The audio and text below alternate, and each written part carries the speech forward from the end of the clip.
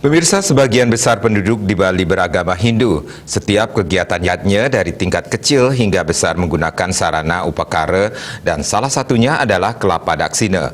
Untuk itu keberadaan pohon kelapa, khususnya kelapa daksina, wajib dikembangkan, terlebih dengan adanya kelapa genjah yang berbuah banyak.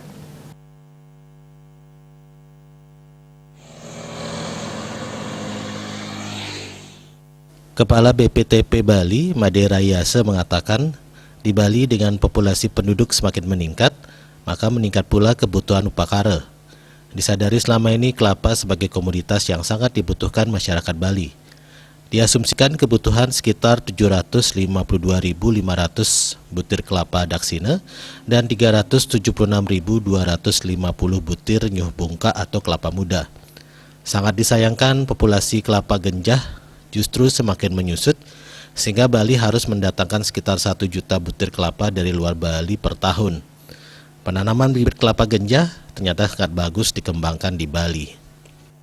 Kita di Bali seperti diketahui sudah mulai dari tahun 2019 mendatangkan kelapa genjah untuk daksina dan lain-lain dari luar Bali hampir sebanyak 1 juta butir kelapa. Dengan asumsi satu pohon kelapa genjah itu menghasilkan 150 butir kelapa setahun, dengan dikalikan dengan 10.000, jadi hampir bisa dikatakan 1,5 butir kelapa akan bisa diproduksi setahun. Di masa pandemi ini terlebih varian Omikron di luar negeri, untuk mencegah varian tersebut dan menekan laju penyebaran COVID-19, masyarakat diharapkan tetap menaati protokol kesehatan Prokes 6M, pola hidup sehat bebas COVID-19 yakni memakai masker, menjaga jarak, mencuci tangan, mengurangi bepergian, meningkatkan imun tubuh dan menaati aturan pencegahan COVID-19.